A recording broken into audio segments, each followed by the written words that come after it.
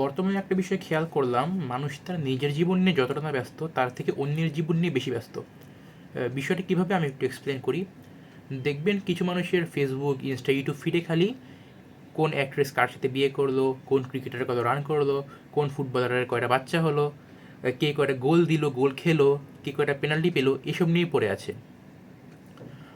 একটা জিনিস চিন্তা করে দেখুন, এমন একটা মানুষ যে নাকি আপনার অস্তিত্ব সম্পর্কে জানেও না যে আপনি পৃথিবীতে আছেন কি নাই, তাকে নিয়ে এতটা টাইম স্পেন্ড করা, এতটা অ্যাডমায়ার করার কি কোনো মানে হয়?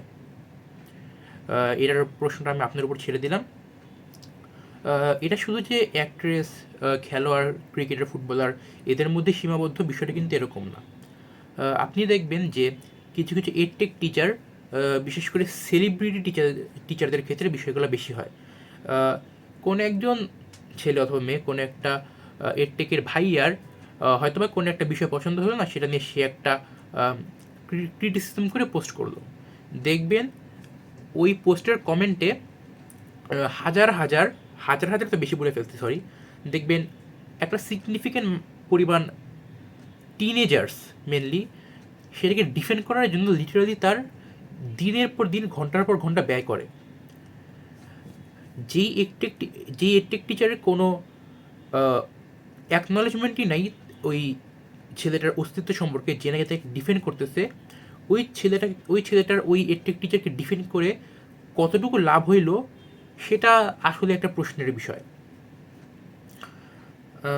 মানে একটা এসব মানুষ যারা নাকি সেলিব্রিটি এবং যাদেরকে তারা অ্যাডমায়ার করে, তাদের লাইফ নিয়ে যতটুকু না পড়ে থাকে, তার থেকে যদি একটা ক্ষুদ্র পরিমাণও নিজেদের লাইফ নিয়ে একটু ইমপ্রুভ করার চেষ্টা করতো, আমার মনে হয় তাদের লাইফ সিগনিফিকেন্টলি ইমপ্রুভ হইতো।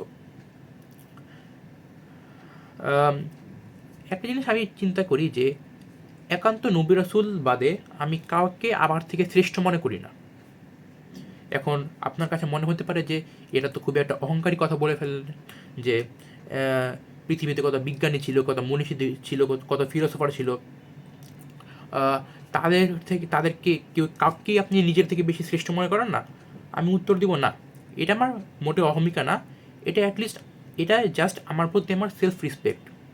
বিষয়টা কীরকম দেখেন, একমাত্র নবী রাসূলদের উপর আল্লাহ তাআলার বিশেষ রহমত ছিল, নিয়ামত ছিল। এছাড়া আর কারো উপর আল্লাহ তাআলা ওই রকম বিশেষ রহমত বা নিয়ামত দেন নাই। বাকি সবটুকু রহমত যে তার জীবনে যতটুকু পাইছে সেটা সে নিজের প্রচেষ্টায় করে নিছে। এখন আমার প্রশ্ন হলো, পৃথিবীতে যে কত বড় বড় বিজ্ঞানী, মনীষী, ফিলোসফার ছিলেন, তাদেরকে তাদেরকে এমন কিছু ছিল যেটা আল্লাহ তাআলা আমাকে দেয় নাই? তাদের কি দুইটার জায়গায় তিনটা চোখ ছিল? তাদের কি হাত তিনটা ছিল বা চারটা ছিল? না। তাদেরকে আল্লাহ তাআলা যেভাবে সৃষ্টি করেছেন, আমাকেও সেম সেভাবেই সৃষ্টি করেছেন। একজন মুসলিম হিসেবে আমার যদি কোনো মানব সত্তাকে আইডল মানতেই হবে, সেটা হচ্ছে আমার হজরত মুহাম্মদ সাল্লাল্লাহু আলাইহি ওয়াসাল্লাম। উনি বাদে আমি এই পৃথিবীর, এবং নবী রাসূল বাদে আমি এই পৃথিবীর কাউকে আমার থেকে অ্যাটলিস্ট আমার উপরে মনে করি না। কারণ সেটা মনে করা একরকম আল্লাহ তাআলার প্রতি তার নিয়ামতে বরখেলাফ।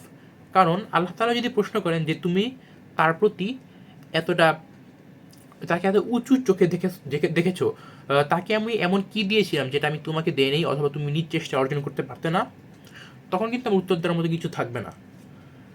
তাই যেসব ছেলেপেলেকে দেখবেন যে সারাদিন ক্রিকেটের পিছনে পড়ে আছে, ফুটবলের পিছনে পড়ে আছে, ক্রিকেটারদের পিছনে পড়ে আছে, ফুটবলারদের পিছনে পড়ে আছে, এবং যেসব মেয়েদের দেখবেন তাদের ফেসবুক ফিড ভর্তি খালি কোন অ্যাক্ট্রেস কী করলো, কোথায় গেলো, কী না করলো, তার কয়জন বয়ফ্রেন্ড ছিল, সে কয়টা বিয়ে করলো, তার কয়টা বাচ্চা হলো, এসব নিয়ে পড়ে আছে, ধরে নিবেন তাদের লাইফের আলটিমেট কোনো গোল নাই। তারা খালি তাদের যাদেরকে আইডল মানে ওদেরকে ইমপ্রুভ করতে দেখলেই মনে করে যে আমার ইমপ্রুভ হচ্ছে।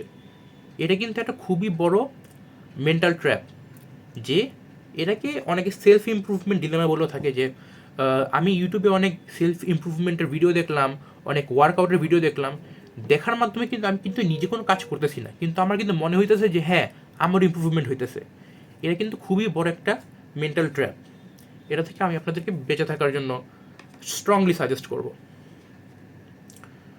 মানে আমার আসলে মাথায় ধরে না যে মানব জীবন এতটাই ছোট, আল্লাহ তাআলা মানুষকে যে পরিমাণ নিয়ামত দিছে, যে পরিমাণে ব্রেন দিছে, যে পরিমাণে মানে ক্ষমতা দিছে, বলতে সত্যি কথা বলতে গেলে, both mental, physical and everything, সে তুলনায় কিন্তু মানব জীবনটা খুবই ছোট, মানুষের আয়ু কিন্তু খুবই কম। ম্যাক্স ম্যাক্স গেলে 80-90, আপার এন্ডে 100, এর উপরে তো মানে কার্যকরী জীবন আর থাকে না, অ্যাটলিস্ট এই জমানায়। সো আমি চিন্তা করি এত ছোট একটা জীবন, তার 3/1 ঘুমায় কাটাই, তার তার আবার 3/1 খাওয়া দাওয়া, ওয়াশরুম, টয়লেট, বাথরুম, জ্যামে বসে থাকা, টিভি দেখা, মানে যত ধরনের রেগুলার বেসিক কাজকাম আছে সেগুলো কাটায় দিই। তারপর আর যে 1/3 টাইম থাকে, সেই টাইমটাতেও কি আমরা নিজের জীবন নিয়ে না পড়ে থেকে অন্যের জীবন নিয়ে পড়ে থাকবো? এই প্রশ্নটা আমি আপনাদের উপরেই ছাড়লাম।